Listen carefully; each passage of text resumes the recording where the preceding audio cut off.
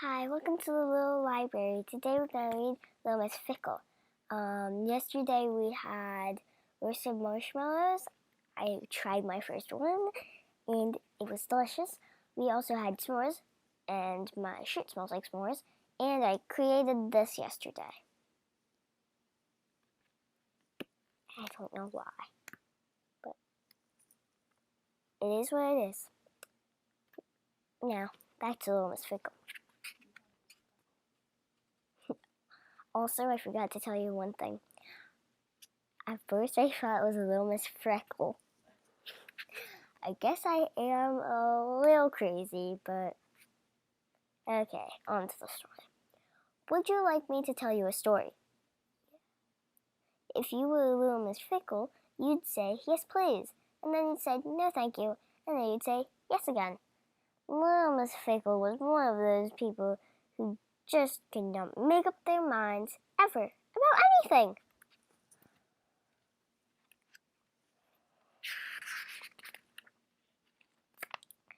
Little Miss Fickle lived in Dandelion Cottage, which was on the outskirts of Sunnytown, and she lived right next door to her best friend, Little Miss Neat, who lived in Two-Pin Cottage.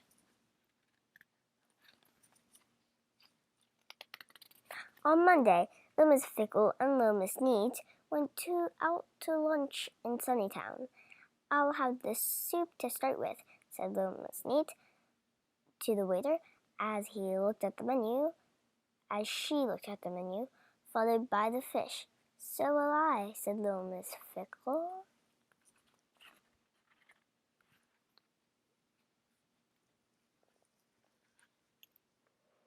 But after the waiter had written down the order, Little Miss Fickle looked at the menu again. No, I won't, she said.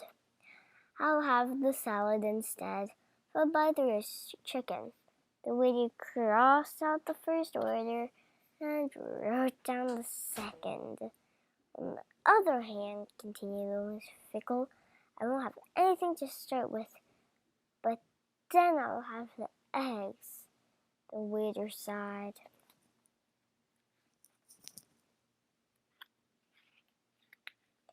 An hour later, after the waiter had worn out 3 pencils and 4 order pads, Little Miss Fickle finally made up her mind to have the soup, followed by the fish. The waiter brought the soup. Little Miss Fickle looked at it. I'm not hungry anymore, she said. It was that moment that the waiter decided he was gonna be a bus conductor instead of a waiter.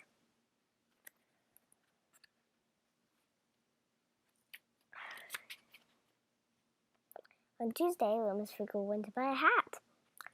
I want a new pink hat, she announced to the milliner. The milliner brought her 2 pink hats to choose from. I'll have this one, said Little Miss Fickle after she had tried them both on. Certainly, madam, replied the miller, and put the hat in the hat box.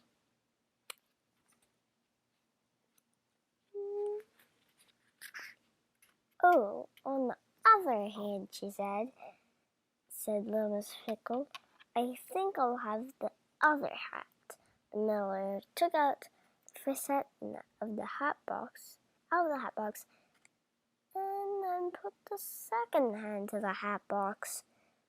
But, continued Little Miss Fickle, I think the first hat suited me better, don't you? The miller didn't say a word as she took the second hat out of the hat box and put the first hat back into the hat box. She handed the hat box to Little Miss Fickle.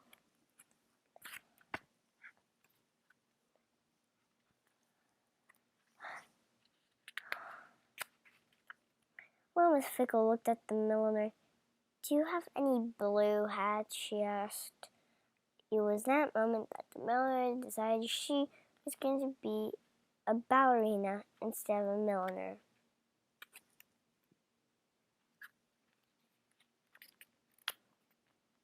On Wednesday, Little Miss Fickle went to the butcher's. I'd like some sausages, she said. Beef sausages or pork sausages? Asked the butcher. beef sausages, pork sausages, replied little Miss Fickle.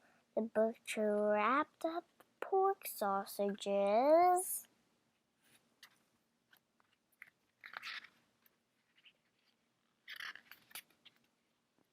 But beef sausages would be nicer, said little Miss Fickle. So the butcher unwrapped the pork sausages and wrapped up some beef sausages instead.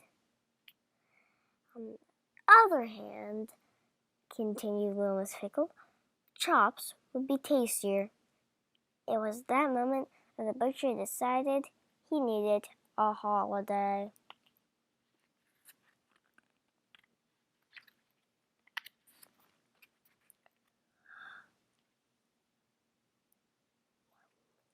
Sorry, that wasn't in the book.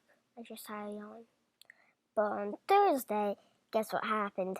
Little Miss Fickle disappeared. Little Miss Snake had seen her pass Hooping Cottage on the way to Sunnytown, but she hadn't come back. She didn't come back on Friday either. So little Miss Snake went looking for her. She met Mr. Muddle. Have you seen little Miss Fickle? She asked anxiously.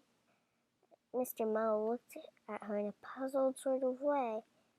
Did you say I have been for a little tickle? He asked. Oh, Mr. Muddle, she said little Miss Neat, and hurried on.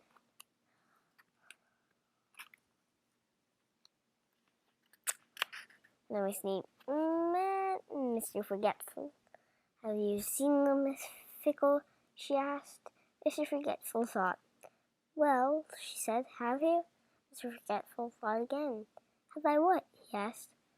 Well, after a while. Oh, Mr. Forgetful, said little Miss Neat, and hurried on. But could she find little Miss Fickle? No, she could not. Nobody had seen her.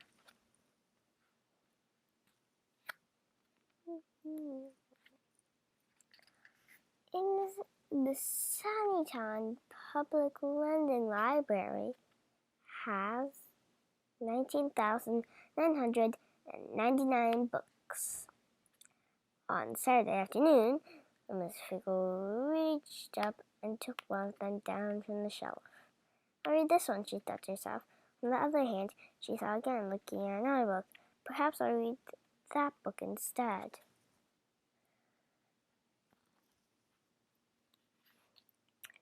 She put the first book back on the shelf and took the other book down. It was the 19,999th book she had chosen. Well, Miss Fickle had been in the library for 3 days, choosing a book. 3 whole days choosing just one single solitary book. She went home carrying her book. That Saturday afternoon, little Miss Neat was in the garden of Hooping Cottage when little Miss Fickle walked past. Where have you been? She called out. To the library, replied little Miss Fickle. For 3 days, exclaimed little Miss Neat. Well, explained little Miss Fickle, I wanted to choose the right book. And she held it up. Then she stopped and looked at it.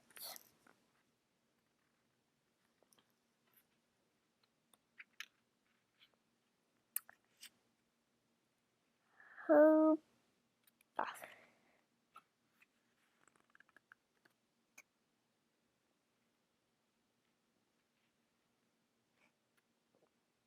botherings, she said. I've read it before. I wonder if you can figure out that word I was stumbling on.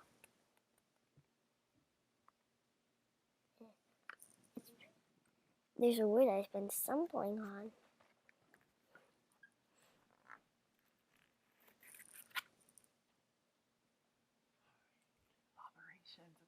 It's a nonsense word. Oh, botherations.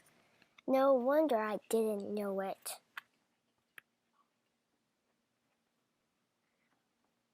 Just listening to the whispering of my parents now. And goodbye. Thanks for coming to the little library.